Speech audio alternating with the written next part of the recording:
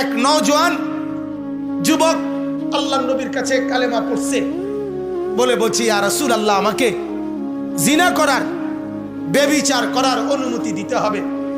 আল্লাহর নবী তাকে বিবেক জাগাইতে চাইছে তার। নবীজি বললেন, তাহলে শোনো, আগে আমার একটা প্রশ্নের জবাব দাও।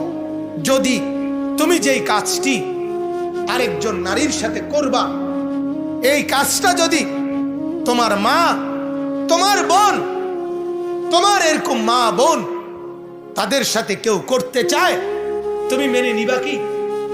ওই যুবক তরবারি বাহির করে বলছে, অসম্ভব। আমি বেঁচে থাকতে আমার মার সাথে কেউ অপকর্ম করবে, আমার বোনের সাথে কেউ অপকর্ম করবে, অসম্ভব। আমি জান দিয়ে হলেও সেটা প্রতিহত করব। আল্লাহর নবী সাল্লাল্লাহু আলাইহি ওয়াসাল্লাম বললেন, তাহলে যুবক, তুমি যার বোনের সাথে, যেই নারীর সাথে অপকর্ম